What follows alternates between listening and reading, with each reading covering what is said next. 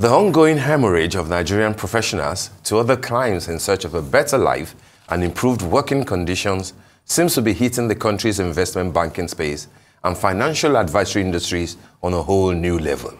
A couple of days ago, a business-oriented newspaper reported the impending exit of yet another respected brand in that sector. For an economy in clear distress and needing emergency injection of fund, this seems as fatal a blow as can be. To have a conversation around this, we're now being joined by Raphael Lewu, a lawyer, investment banker, and group managing director of Capital Field Investment Group, an organization where much of the operations are involved, the deployment of the law to help clients navigate the many risks in an industry replete with uncertainty. This conversation will focus on the current state of investment banking in Nigeria, where the challenges lie, and what steps must be taken to improve customer confidence, recapitalization of banks, and the economic policy direction of the government. Good morning, Mr. Lewu. Good to have you join us in the studio today. Good morning. I'm happy to be here. All right. Good to have you. Good to have you. Thank you very much. I mean, this is the time to talk about banks and investment. Banks, because of the recapitalization hints that the governor of the CBN gave when he had that major important address with the bankers, committee the other day. Is this something that the financial industry, particularly the banking sector, are expecting? And what do you think they will be doing at this point to key into what the CBN governor is trying to do? That is important because of ordinary people who have their money in banks, who feel that money safe. Will the banks come back, to be looking for money, or will they lose their licenses, or they will have to merge or be acquired by other banks? Thank you. I think to begin with, it's important to put the perspective clearly as to what investment banking is, as opposed to commercial banking. Yeah. So investment banking essentially involves raising funds or money for entities, corporate entities. It includes things like mergers and acquisition, and rendering advisory services to institutions, raising funds for states and commercial enterprises. And essentially it's strategies around capital markets and raising funds. Really, there are four key things about investment banking. You talk about the capital market, like I said, advisory services, trading and brokerage, as well as asset management. And also, the major parties here will be the investment bankers, institutional investors, and of course, those entities for which those funds are being raised. For commercial banks, this will require taking deposits, granting loans, and your everyday banking activities. So really, those are what we're talking about.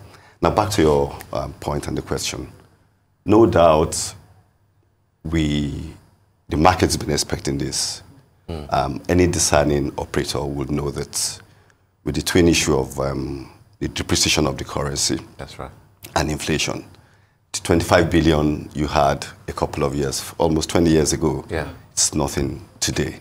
So really, there is need for that. And now, what this will do really for the market is an opportunity for banks to, number one, shore up their capital base and their financial position, assure their customers, like you said, and to prove to them that they can be resilient in the face of economic challenges that we're faced with today.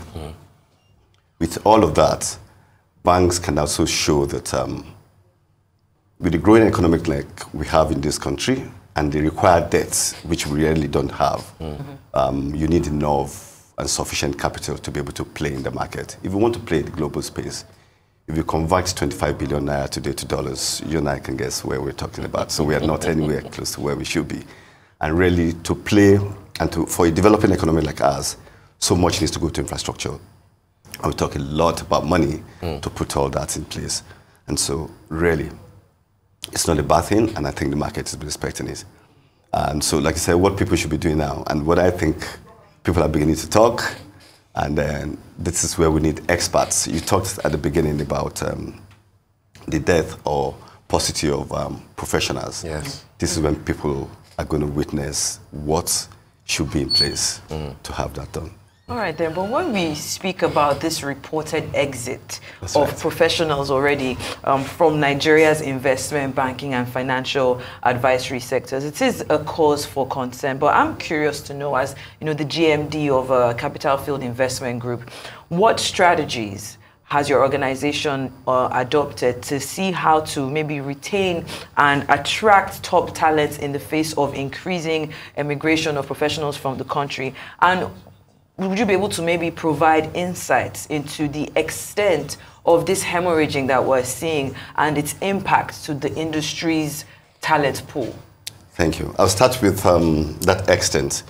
So really, there's something we now call jackpot syndrome, isn't it? Yeah.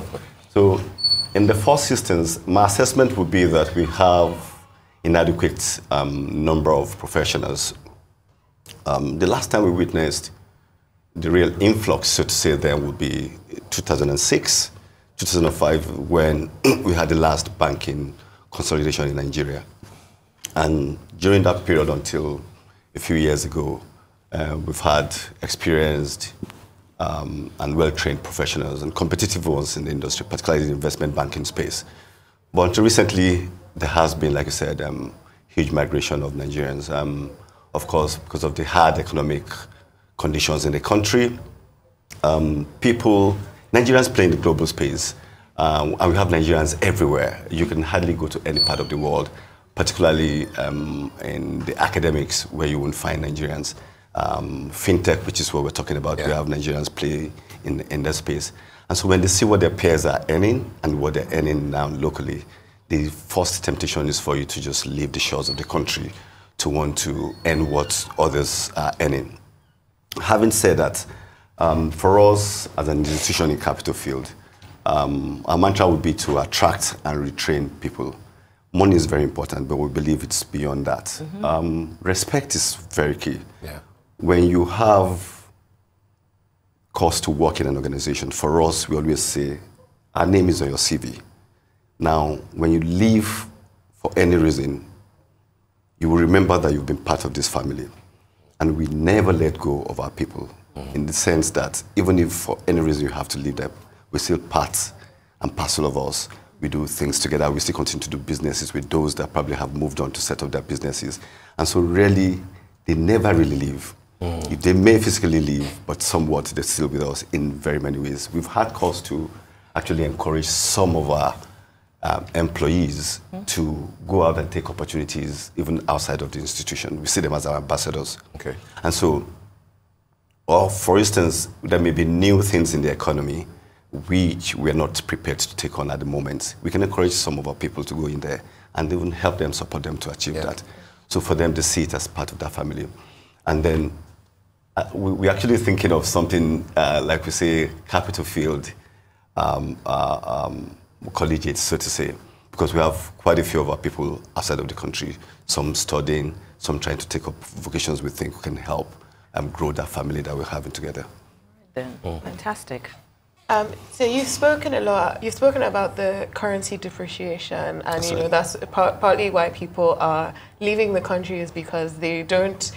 They're not earning as much as their peers outside. That's right. But do you think this currency depreciation, do you think it's also affecting investment into the country?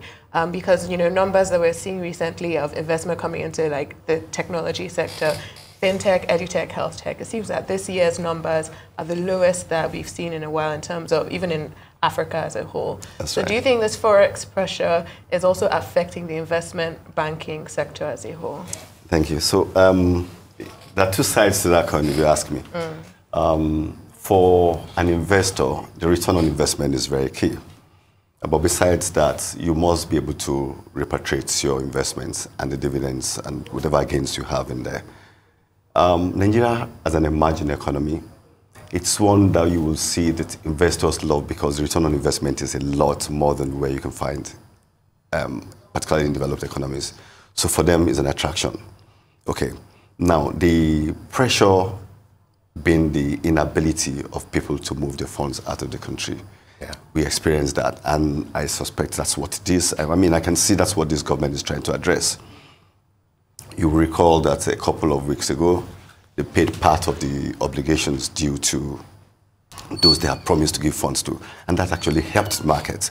So in the past, during the last regime, many funds were stuck.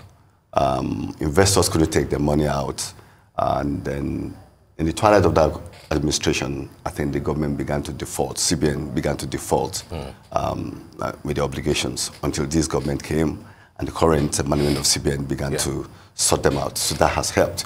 So one way, like I said, two sides. For those that want good return on investment, is an attraction. But where the structure will not allow for you to be able to take out your funds, then it becomes discouraging for people. Yeah. All right, Mr. Lewu, before we let you go, let me quickly put this in. What will be your assessment from an investment banker's point of view? It's a twofold thing. What will be your assessment of the first 6 months of this new administration in terms of, investment and banking? And then take a peep into the budget, the proposed budget that has been submitted to the National Assembly. Is it that, looking at what you've seen so far, what sort of outlook will you have in terms of, investment banking for 2024? 18-point-something trillion is projected as revenue. That's 66% more than the projection for this year. That's right. If they're able to achieve that, that will probably be the biggest ever in terms of revenue for government. Does that say anything to an average Nigerian or to an investment banker like you, or to potential small little potential investors as far as 2024 is concerned? Thank you. Okay, so I'll start by saying investment banking actually has experienced exponential growth in Nigeria in the last 15 to 20 years, as I said earlier. And we've seen the industry originating and executing landmark transactions for the manufacturing and service sectors. And this is quite remarkable if you ask me. We see corporates benefiting from those transactions, your MTN, flour mills, BUA, and the rest of them. State government, Lagos State and other states have benefited from investment banking. But the same set of problems that the economy faced in the past, say, 8-10 years, also have been the same problems being faced by investment banking, that segment of the industry.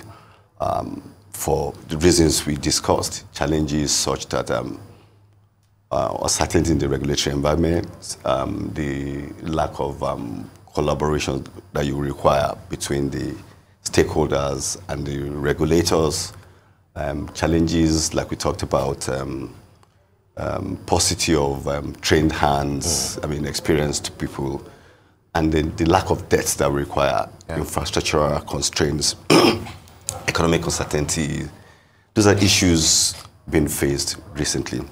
Now, with the advent and the incoming administration beginning to tell us in the last 6 months what they want to do, number one, the first announcement made by the president about subsidy removal, of course, shook the system.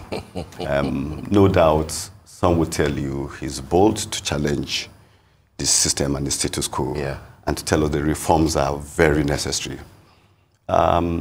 It is a very, I'm trying to describe the people that we are in Nigeria. There's hardly anything you do and you will get both sides saying this or that. Personally, I think we're all in agreement that subsidy isn't helping us the way it should be, the way it was run. I know clearly that everywhere in the world, governments will have to subsidize something. Absolutely. Rich countries do that as well. And then the complaint has been, what are they doing about that? The application and the use of that. You don't subsidize consumption. You probably just want to subsidize production. That's right. Or make things such that people will know and have value for whatever it is, and then they can enjoy what that subsidy is about. Having said that, I think one thing I have seen about this government is they are listening, Okay. In different ways they've said it. If we make mistake. I remember a summit that they had, and the president said clearly that he wasn't afraid to make mistakes or something like that. Right. Okay, and for me as a leader, once that is clear, everyone around you would know that, look, if you take a decision and if you're wrong, if you're not too afraid to admit and then change. Walk back and correct it. Exactly. For me, that's it. That's what governance is about.